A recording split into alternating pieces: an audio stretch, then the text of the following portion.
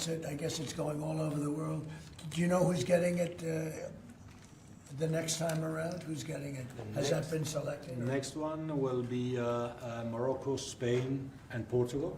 That's good. With 3 matches at the beginning in South America, Argentina, Uruguay, and Paraguay. And the one after will be Saudi Arabia in 2034. Wow, that's great. Yeah. Wow, that's great. Well, we have the king coming, Crown Prince is coming tomorrow. This will be a once-in-a-lifetime opportunity to showcase the greatness of American world-class athletic competition as we celebrate our nation's 250th year. The World Cup will also be an incredibly significant economic opportunity for countless American workers and businesses. It's expected to drive more than $30 billion, Johnny. I don't know about that. That sounds like a lot of money. No, that's true. Are you sure? 100%. How much does the country get out of that? 30 billion. 20%? No, do we get like a percentage of the gross or anything? That's for negotiation. That's right. Yeah. And it's going to create nearly 200,000 jobs for America. Since the creation of the White House FIFA Task Force earlier this year, Secretary Rubio's team at the State Department has worked tirelessly with the Department of Homeland Security to ensure that soccer fans from all around the world are properly vetted and able to come to the United States next summer easily. Before I took office, it would often take a year to get a travel visa, but because of the administration's hard work, now in more than 80% of the world, think of that, the wait time for a visa is 60 days or less. For those who intend to join us for the World Cup, I strongly encourage you to apply right away. And I want to thank FIFA Task Force and Secretary Rubio for the great job. Marco's doing a fantastic job in many ways, too. So I want to just thank you all for a great job. Marco, you're doing a great job.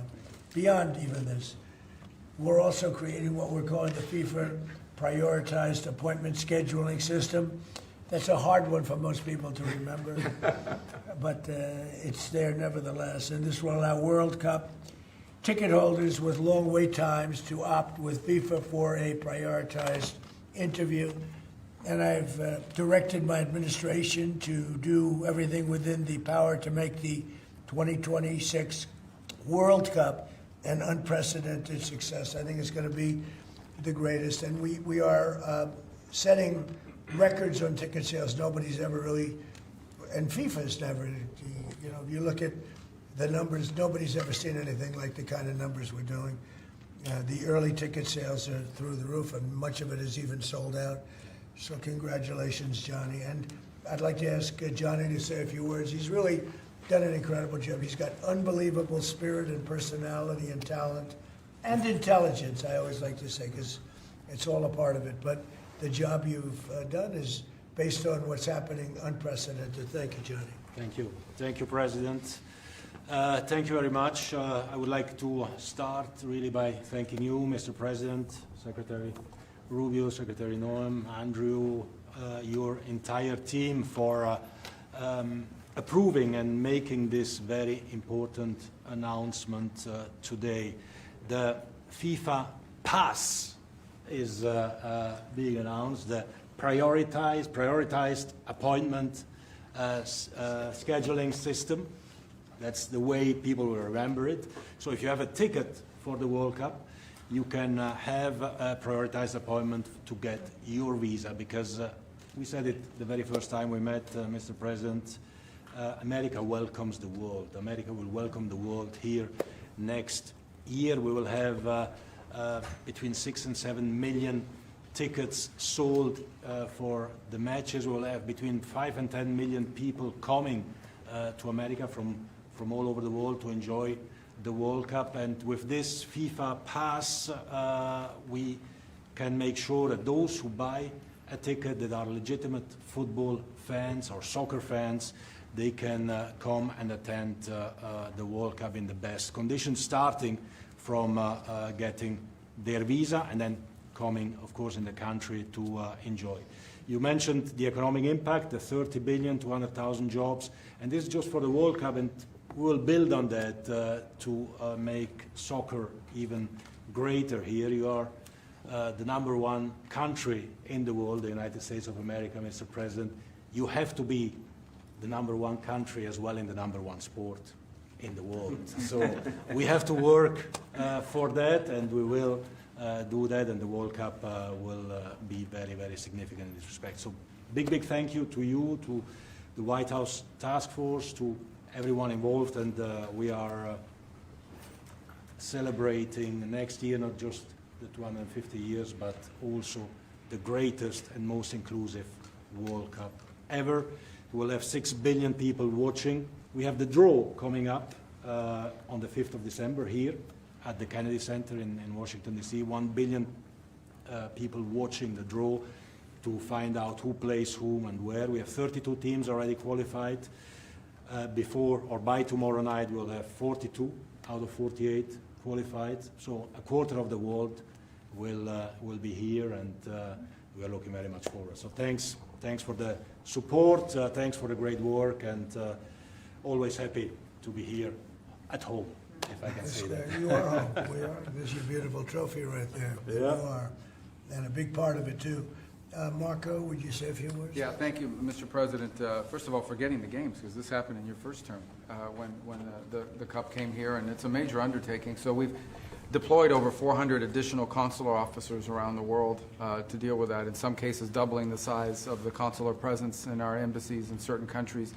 And the good news now is that about 80% of the world you can get an appointment within 60 days. It used to take, half a year or longer, and now sometimes it took, now you can get it in less than 2 months, where in places it took over a year. In places, for example, like Brazil and Argentina, it took over a year to get an appointment. Now you can get it in less than 2 months. So our advice to everybody is, if you have a ticket for any of the games, you need to apply if you haven't done so as soon as possible. Don't wait till the last minute. Your ticket is not a visa. It doesn't guarantee admission to the U.S. It guarantees you an expedited appointment. You're still going to go through the same vetting. We're going to do the same vetting as anybody else would get. The only difference here is we're moving them up in the queue. We're moving them up faster. But my advice to everyone that's watching around the world is, if you intend to come to the games, you have to have a ticket. You need to apply. Apply as soon as possible. You're going to get your interview within 6 to 8 weeks, and move forward from there. Don't wait till the last minute to do it. Thank you.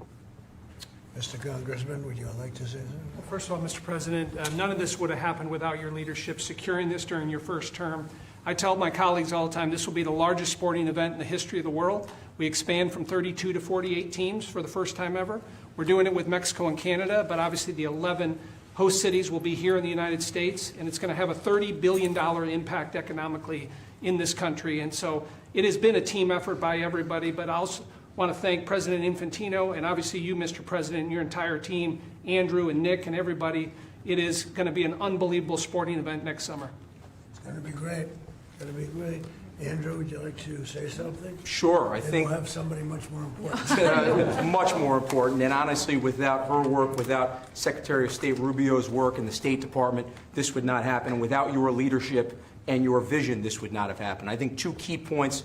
One that the Secretary of State already highlighted. This is a welcoming message to the world without going around the safety and security procedures. It's so key to make sure that this World Cup is safe and secure, and the White House Task Force is working every day to make sure that's the case. And also, as Congressman LaHood said, the economic benefits for American businesses, both small and large, from a $30 billion event like this. So really, thanks to all the White House Task Force members, from Secretary Rubio to Secretary Noem. The 2 notice of funding opportunities that went out to the cities and states last month were really key from the safety and security perspective.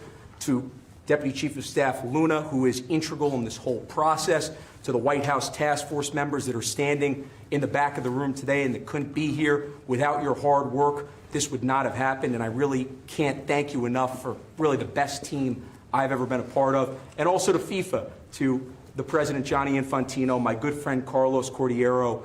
Your desire to make this World Cup the best yet, it's contagious. Every single day I come in and think, what can we do to make this even better? And Mr. President, your vision more than anything. I think it takes a unique visionary to be able to go and see a sporting event and realize that this can be one of the greatest cultural events in world history. And I think there are very few people, aside from the 45th and 47th President of the United States, Donald J. Trump, that can do that undertaking. So thank you. Well, thank you very much. Christy? Well, Mr. President, thank you for Andrew. Thank you for making him the head of our FIFA task force. He's fantastic. And Nick has been a rock star in facilitating all of our meetings, getting everybody together, and making sure that we're prepared to host this event. And it's going to be the world's largest sporting event ever hosted, and it's happening under your leadership. So every department has been working, but the Department of Homeland Security is working on making sure people can travel here safely. They know that they're welcome to the United States, that each of these events will be cooperative events with our cities to make sure that security needs are met. We put out over $600 million worth of grants to the 11 host cities that they'll have the advantage to partner on technologies and screening technologies, drone technology, counter UAS as well will be implemented. So we'll be prepared to host it safely, but also with Marco's leadership at the State Department, making sure that people that come in on these tourist visas are coming in thoroughly vetted, just like anyone who would travel here, and they would come and enjoy our country, and then they would go home and go home in a timely manner. So we're excited about that, and we're excited to partner with you, Mr. President, on creating memories for people around the world that will make them not just fall in love with the United States, but also fall in love with the sport of soccer. Well, thank you. How many games are there, Johnny, total? Total 104 games, meaning 104 Super Bowls in 1 month. This is the It's like magnitude that, of the event. When you think. It is, it's incredible. It's, 104 it's Super going to Bowls in be 1 month. the biggest sporting event we've ever had. It's like having 104, or even if you cut it in half, 50, 60 Super Bowls, right? That's okay too. Any 1 month. questions, please? Mr. President, can you just take us through this FIFA Pass idea that you guys are talking about here? How exactly is it going to work for ticket holders to this big event that the United States is hosting? I'll let my guys do that because they can do it much better. And either one of you two, Nick, would you like to talk about it? Sure. Well, Mr. President, without your leadership, this would not happen. And we came in 10 months. We have a system that's going to welcome the world. The greatest host in the history of the world is going to host the world here. Basically, this system allows folks with a FIFA ticket purchased through FIFA to go through the FIFA portal. That is then going to get prioritized with the State Department, so that those appointments are going to be had before existing appointments, so that people, when they buy tickets, they have confidence that they're going to be able to come to the games and spend their money and travel this country and do all the things that they want to do and enjoy the game. So it's an incredible vision that the President executed here. Within 10 months, we started with really not that much. And so this whole team here, with the President's guidance, has made this possible. It's going to be the greatest games in the history of the world. Okay, do you have that? Yes, Lawrence? yes. Not too complicated. Daniel, please. Daniel? Mr. President, you were talking about the economic impact of this, billions and billions of dollars. This builds on the framework and the groundwork that you've built already up for a major year in 2026, deregulation, energy independence, tax cuts, historic amounts of private sector investments. What do you envision for the 2026 economy when this event comes to town next year, too, on top of everything else? Yeah, it's just a huge economic boon to this. You know, we had a little shutdown that was caused by the Democrats, and this will make up for it many times over, so that's good. But I think it's the importance of the event all over the world is watching. And it really is, it's like having, you know, many Super Bowls, actually. Each game is almost a Super Bowl. Some of them are, I guess you could say, bigger than Super Bowls. I guess when you get to the finals, it's of that level or more. Much more. Worldwide, I think it's got to be more. So that's great. You know, when Johnny and I made the deal, I never thought I was going to be president because I was supposed to be retired by that time. And I got a little lucky. So I'm very honored to have it. And we have the Olympics coming too. That'll be great. And the 250 is going to be right out on the lawn. You're going to have a UFC event with Dana White and his people. He's going to have the greatest card they've ever assembled. I was talking to Dana White the other day, and they're going to have the greatest card they've ever assembled, Johnny. So you'll be sitting up there with me, Darren. We'll be watching it. So right opposite the front door of the White House. That's going to be on June 14th. So it's really going to be an amazing period of time. But this is something very, very special. World Cup. All my life I've heard about it. Yeah. Mr. President, I have a question about Venezuela, but can I just first ask, the health of the president's always news. Your voice sounds a little rough. Are you feeling all right? I feel great. I was shouting at people because they were stupid about something having to do with trade in a country, and I straightened it out. but I blew my stack at these people. This is so stupid. Well, it sounds like there's a follow-up there, but can I ask you about Venezuela? You suggested... Sounds as the what? It sounds like there's a follow-up there, but can I ask you about I Venezuela? thought you said there was a polyp, and I said, That's a whole different thing. I don't want to hear that. It's a whole other issue. Okay. You suggested you've made a decision about what you want to do next about Venezuela. I understand you don't want to tip your hand, but is there anything you're ready to rule out at this point? Are you ruling out U.S. troops on the ground? No, I don't rule out that. I don't rule out anything. We just have to take care of Venezuela. They dumped hundreds of thousands of people into our country from prisons. Nobody knows better than this young lady right here. She's done an incredible job with Tom Homan and all of your people. It's been amazing. You know, we have a tight border right now. Nobody comes in. But we had millions of people pouring through. A year ago, we had millions of people pouring through our border. And many of them came from Venezuela, including Tren de Aragua, the gang. And I guess what I'm hearing, Christy, is that's as bad a gang as there is It's anywhere the in the world. worst. Is that Absolutely, actually sir. the worst? Absolutely, they are the worst.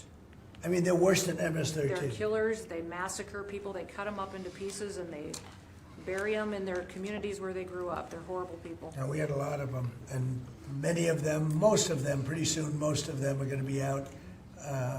But they sent them in like we're a dumping ground, so I'm not in love with the people running Venezuela. I love Venezuela, I love the people of Venezuela, but what they've done to this country, and I really say this, what Biden and the Democrats have done to this country can never, ever be forgotten. You suggested Maduro wants to talk. Are you prepared to speak with him directly? Would you commit to doing that before you ordered strikes? Yeah, I probably would talk to him, yeah. I talk to everybody. Mr. President, Go ahead, follow please. up on Garrett, was that what you were Please, referring go ahead. to? Was that India? Rebecca Zucco with Blaze News. So, in a recent interview, you had made some remarks about H-1B visas. You said about H-1B visas. Yeah. You said that there were certain talents that Americans needed to outsource to foreign workers. Could you clarify? Until they learn that, yeah. Like, for instance, if you're going to be making chips, we don't make chips too much here anymore, but we are going to be in a period of a year. We're going to have a big portion of the chip market. But we have to train our people how to make chips because we didn't do it. We used to do it, and then foolishly we lost that business to Taiwan. Very, very foolishly, because if they had a president that thought like I did, they would not have let that happen. But it's all coming back. I think we're going to have within a few years, we're going, and not because of the CHIPS Act. The CHIPS Act was a disaster for this country. We gave away billions of dollars to other countries and other locations and companies, and all they did was rob our money. But because of tariffs, the chips are coming back. Chip makers are all coming back. And I think within a very short period of time, we're going to have maybe even the majority of the chip making in the world will be right in the United States. Where it should have been all along. But because we had people that didn't believe in tariffs, they believed in them, but they didn't know how to use them, we would have had nobody leaving our country right now. And instead, you have almost 100% of the chips are made in Taiwan. It's so disgraceful. The good news is it's all coming back. Yeah, please. Mr. President, The Mr. gentleman in President. the back. Thank you, Mr. President. I want to just follow up on Venezuela. In these talks with Maduro, is there anything that he could say or do that would allow you to feel like he could stay with your support? Is there anything that he could say that you would be, okay, you can stay with your support? It's hard to say that. You know, the question's a little bit tricky. I don't think it was meant to be tricky. It's just that, look, he's done tremendous damage to our country, primarily because of drugs, but really because we have that problem with other countries too. But more than any other country, the release of prisoners into our country has been a disaster. He's emptied his jails. Others have done that also. He has not been good to the United States. So we'll see what happens. At a certain period of time, I'll be talking to him. Mr. President, Mr. can I just follow up? You This mentioned morning. your voice and you were shouting about trade. Which country in particular Well, I don't upset you? Was understand. it India? No, a Switzerland? country wanted to try and renegotiate the terms of their trade deal, and I wasn't happy about Well, it. which country was it? People want to know. Why would I say that to you? Why would I can't believe it. Mr. President, on the World Cup, if you would, Seattle and the World Cup. The new mayor-elect of Seattle is a Democratic Socialist. Seattle has Or beyond. I watched her. right. Seattle has six. That's more than socialism. Right, Seattle has 6 World Cup games. How close are you going to be watching that city with the crime in that city? Well, if we think, and I'll have to speak to Johnny about this, but if we think that the mayor of LA is incompetent, everybody knows that. You know that I was there, I guess, 2 years ago, and we got all the federal permits taken care of, far more complex than the state permits and the city permits. And Lee Zeldin, who's a superstar, got everything taken care of. The toughest part, having to do with the fires, that should have never happened. If they let the water come in, it wouldn't have happened, right? Do you know that people aren't building their houses yet? I mean, can you imagine that? And if we didn't go in early on, Christy, I think we can say it. Well, the head of their police department said it. They were unable to handle. You would have had, not only did you have the fires, but you would have had total insurrection in Los Angeles. And if we didn't go in, and the head of, the gentleman, he said it, and he said it strongly, he said we could not have done it without the federal government. We did a great job. If we think there's going to be a sign of any trouble, I would ask Johnny to move that to a different city. We have a lot of cities that would love to have it, number one, and we'll do it very safely. So if we think there's a problem in Seattle where you have a very, very liberal/communist mayor, I would say, it's certainly beyond just liberal. I watched her over the weekend. Wow, that's another beauty we got there. But if we think there's going to be a problem, Johnny, can I say we will move? I don't think you're going to have this problem, but we're going to move the event to someplace where it's going to be appreciated and safe. Yeah, well, I think safety and security is the #1 priority for a successful World Cup.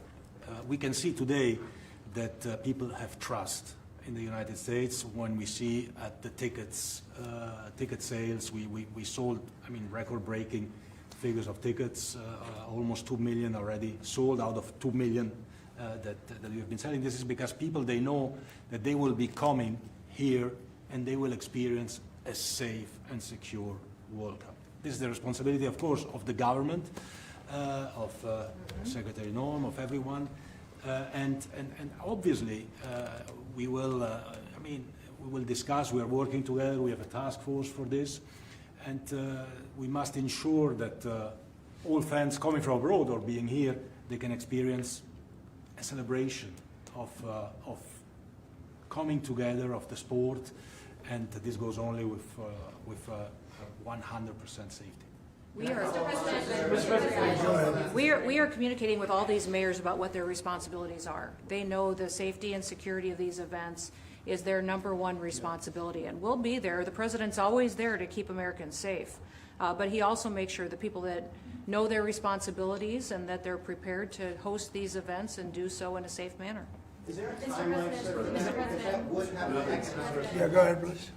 There was some news this morning from an Axios report that Senator Ted Cruz was laying the groundwork for a potential 2028 presidential run. Could I get your reaction to, could you see yourself supporting Senator Well, he's a Cruz? friend of mine. I haven't spoken to him about it. It's a little early. It's 3¼ years. It's a long time. But he's a very good guy. He's a very good friend of mine. You remember we had quite a campaign against Ted, and it worked out quite nicely. Let's see, where are we? Oh, we're in the old one. But I'm not that surprised to hear that. Mr. President, on the tariff exemptions, you had some recently on a variety of different goods. I'm wondering, are you ruling out going forward no more exemptions on products? You were mentioning a disagreement you had earlier. So We've taken in what do you think? hundreds of millions of dollars in tariff money. We're going to be issuing dividends later on, somewhere prior to, probably in the middle of next year, a little bit later than that, of thousands of dollars for individuals of moderate income, middle income. We're going to pay down debt. We have a lot of money from tariffs. If we didn't have tariffs, this nation would be in serious trouble. And we've taken in tremendous amounts of money. And you know what's more important than that? We've protected our businesses from being raided like we did with the chip business. Now we're bringing them all back. But we had 100% of the chip industry, and then they left. They went mostly to Taiwan and South Korea, but mostly Taiwan. And they have almost 100%. And we're going to have, within a short period of time, a big percentage of the chip business are coming back because of tariffs, because they don't want to pay the tariffs, because the tariffs will be very steep if they don't come back, and they've committed to come back. As you probably heard, Apple is now up to $700 billion. We have NVIDIA at $600 billion. We have tremendous amounts of money pouring in. Our country has become amazing again and really, really rich again. I will say this. We have a decision we're waiting for. It's a very big decision. The numbers that we've taken in, if you talk about investments, is trillions, not with a B, not with an M, millions, but trillions of dollars. I can't imagine having to give that money back on something that we're allowed to do. And the ones that are fighting us are countries, largely. They're back in countries that have been ripping us off for years, using tariffs to rip us off. And now we're able to defend ourselves. It really is a matter of national security, because economic security is national security. So I think you're going to see another thing happening. I think you'll see food prices. They've come down very substantially since Mike. But I think you're going to see food prices coming down very substantially. Saudi Arabia, tomorrow you're hosting Saudi Arabia. Are you planning to sell F-35s to Saudi Arabia? Yeah. I mean, and also, are you looking at doing a similar security agreement like you did with Yeah, no, I am planning on doing that, yeah. You're gonna They sell want to the buy, F-35s? they've been a great ally. They've got to like us very much. Look at the Iran situation, what we did in terms of obliterating, we obliterated their nuclear capability. Yeah, I will say that we will be doing that. We'll be selling F-35s. Yeah. Mr. President, you clarify something you posted on Truth Social last night. You urged House Republicans to vote in favor of this Epstein release bill they're going to vote on tomorrow. I just want to be super clear on your position. Do you want to see that pass the Senate? Would you sign that bill if it gets to your desk? I do want to. Here's what I want. We have nothing to do with Epstein. The Democrats do. All of his friends were Democrats. You look at this Reid Hoffman, you look at Larry Summers, Bill Clinton, they went to his island all the time, and many others. They're all Democrats. All I want is for people to recognize a great job that I've done on pricing, on affordability, because we brought prices way down, but they're going way lower, on energy, on ending 8 wars and another one coming pretty soon, I believe. We've done a great job. And I hate to see that deflect from the great job we've done. So I'm all for it. We've already given 50,000 pages. You do know that. Unfortunately, like with the Kennedy situation, with the Martin Luther King situation, not to put Jeffrey Epstein in the same category, but no matter what we give, it's never enough. With Kennedy, we gave everything, and it wasn't enough. With Martin Luther King, we gave everything, and it's never enough. We've already given, I believe the number is 50,000 pages. 50,000 pages. And it's just a Russia hoax as it pertains to the Republicans. Now, I believe that some of the people that we mentioned are being looked at very seriously for their relationship to Jeffrey Epstein. But they were with him all the time. I wasn't at all. And we'll see what happens. What I just don't want Epstein to do is detract from the great success of the Republican Party, including the fact that the Democrats are totally blamed for the shutdown. They cost our country hundreds of billions of dollars with that, at a lot of inconvenience. So I'm for they can do whatever they want. We'll give them everything. Sure, I would. Let the Senate look at it. Let anybody look at it. But don't talk about it too much, because honestly, I don't want to take it away from us. It's really a Democrat problem. The Democrats were Epstein's friends, all of them. And it's a hoax. The whole thing is a hoax. And I don't want to take it away from really the greatness of what the Republican Party has accomplished over the last period of time. Yeah, Mr. President, on affordability, the shutdown is now over, and administration officials had said when the shutdown ends, they'll reevaluate the farmer relief. Now we have the deal with China. So is the administration still looking to dish out farmer relief now that the government is back open? Yeah, we want to. I'm always going to help our farmers. So are you still looking to do I would relief? do that. Yeah, if they need relief, we'll be there for them. We're going to always be for our farmers. So what are you waiting Yeah, for? please, in the back. Mr. President, Just speaking of the economic impacts of FIFA and possibly moving to another city, some games if you feel there's crime, is there like a timeline that you would do that? Because these cities, there's sponsorships, there's economic impacts for these communities. Sure. Is there, Well, do you make this you know, the governors are going to have to behave, the mayors are going to have to behave. You know, in the case of California, you have a problem. You have high crime, and you have a place that just suffered great fires and everything else, and they didn't do a very good job.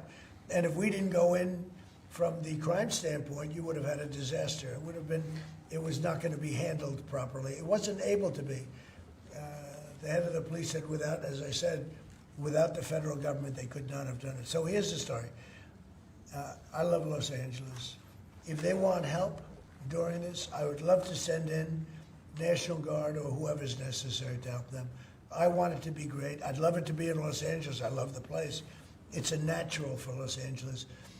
If we think there's going to be crime, if we are obstructed by the governor, and maybe he won't obstruct, maybe it'll be great. But I'd love him for him to call and say, you know, we'd like to have some extra help. Because if there's even a hint of a problem, we want to get in there before the problem occurs. We want to make it totally safe for Johnny and FIFA and all of the great people that are going to be there. And I think that's going to happen. I would be honored to help California if they're going to have a problem. And if they think they're going to have a problem, they should say so. We can be in there in 24 hours notice and do a great job. But does that mean by the year, by the end of the year, by the end of the first quarter? Well, I think this, if they would tell us now, they're not going to have a problem. Because if we go in, they don't have a problem. Look at D.C. There's no crime in D.C. anymore. And D.C. was a mess. If they want us to go in, I'd like them to tell us right now. But if we go in, there will be no problem. There will be no crime. What's the message then to like local businesses who are considering sponsoring in those Tell your communities? governor to ask for federal help.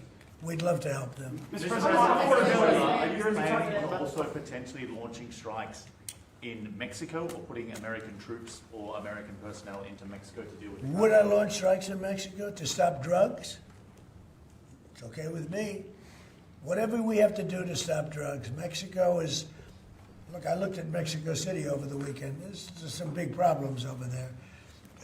If we had to, would we do there what we've done to the waterways? You know, there's almost no drugs coming in through our waterways anymore. Isn't it down like 85%? It is, sir. I don't know who the Absolutely. 15% would be. Yep. It wouldn't be you. No, that's for sure. No, I think it's been, Tons and tons of you would say drugs. that's a big signal. Absolutely. We have almost no drugs coming into our country by the sea, by, you know, the waterways.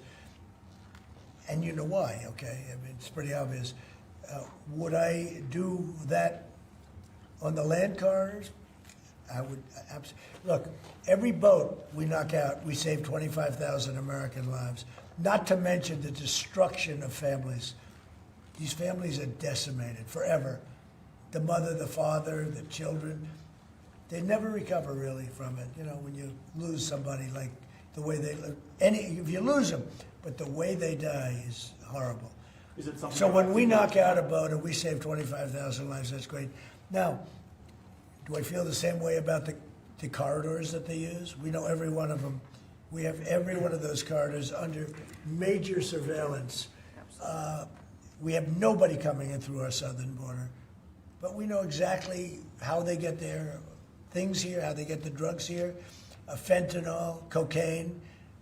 Colombia has cocaine factories where they make cocaine. Would I knock out those factories? I would be proud to do it personally.